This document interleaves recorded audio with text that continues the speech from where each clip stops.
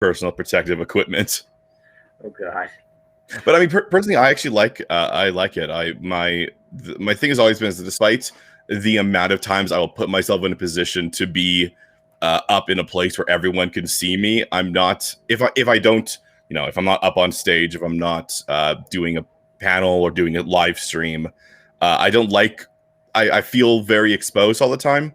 So wearing a mask and that's why I wear like masks and hats and hoodies. I like being very, very covered up.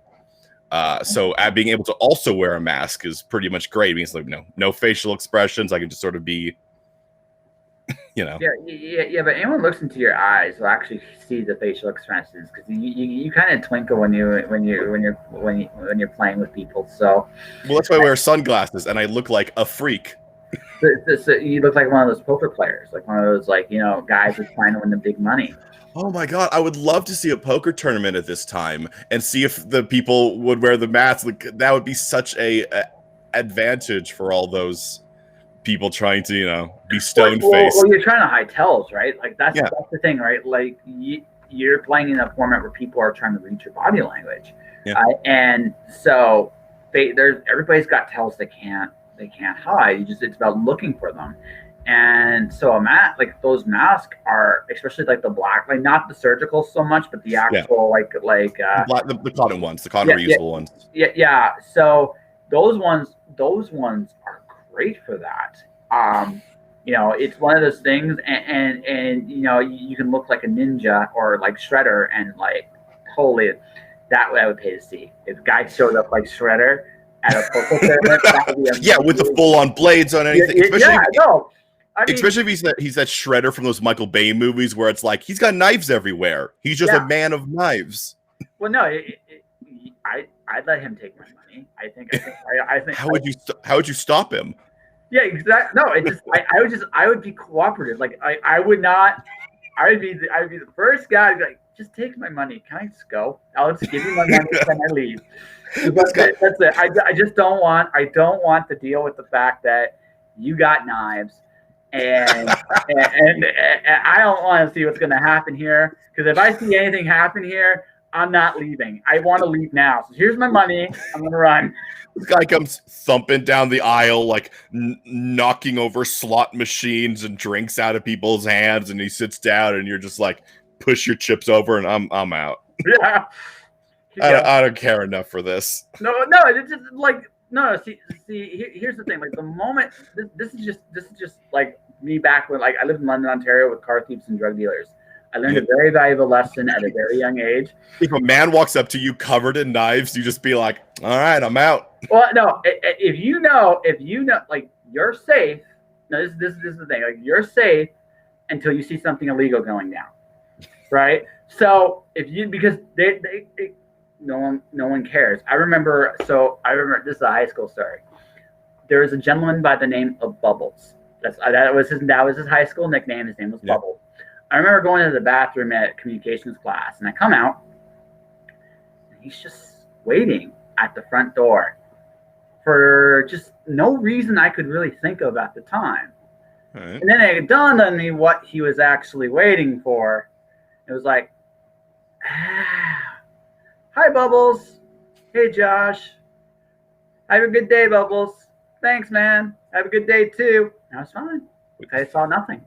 Did you figure he was just waiting at the front doors? You figure he was waiting for drugs? Yeah. I mean, notably, doors are places where drugs are dealt. It's just one of those, like, that was the area of the school where drugs are dealt. And it just occurred to me, it's like, everyone's in class. No one's paying attention. If I was going to do something sketchy, this is the time to do something sketchy. Yeah, but I mean, every high school has the sketchy area. Yeah. So, if they're the sketch. In my high school, there was just a bunch of shipping crates for some reason out near the school. And you could just go in between the shipping crates. That's where sketchy stuff happened. I don't know why there were shipping crates. Yeah. like someone just build it and just here's the zone and no one I assume at some point there was something inside the shipping crates and they were supposed to move the shipping crates and then just never like I'm talking about like on a shipping like a container shipping crates. Yeah. I know. That's why it feels that's why like it's sad. Like I'm like, why are they? And it's like maybe once upon a time something or something. So I don't know. It's just one of those things where you just look at it and go, I don't know. This is oddly convenient. I can tell you that they were at least there for 3 years, but outside of that, I mean, that's the thing. Like this is convenient. Thank you. I guess. Like, you know what I mean? It's just one of those. Mm-hmm. So, no, but I learned from all my interesting friends, not just Bubbles, but all my interesting friends. They're great as long as you do not witness anything they're up to. I mean, that's. I mean, yeah. As long as you don't see common sense, it really does. But you'd be amazed how many people go, "Hey, I want to be part of this stuff, man." There's like I want to be one of the cool kids. Yo, you doing a drug deal? Can I hang around? Yeah, you'd be surprised, man. Hey, what you guys doing? Selling drugs? That's cool. Yeah, it's just like this is yeah, you know, it's I can't believe I grew up with this stuff. But I mean, this is just one of those things where,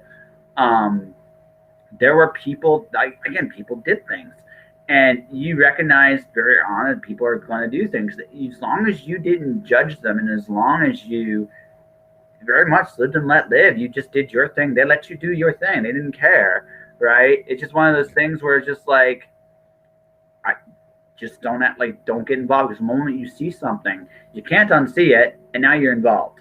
And that was something. That was something I learned at a very young age. So if I saw a guy with knives coming to the table, I'd like this is what I don't want to see what happens next. To bring this back around, yeah. If a man approaches your table cosplaying a shredder and actually has real knives and is actually stabbing people, or it looks like he could stab people, just leave. Just don't stick around because you're not gonna like what you see next. And well, at the very least, someone's about to throw him out of the casino. You don't need that in your life. Yeah. Just go. Just whatever you're gonna see next is just not worth the payoff. I don't. And if he wins, you're not leaving. So I mean, there's that's. I don't understand what I did wrong. You're wearing a suit of knives. I don't see the problem there. I wear this everywhere.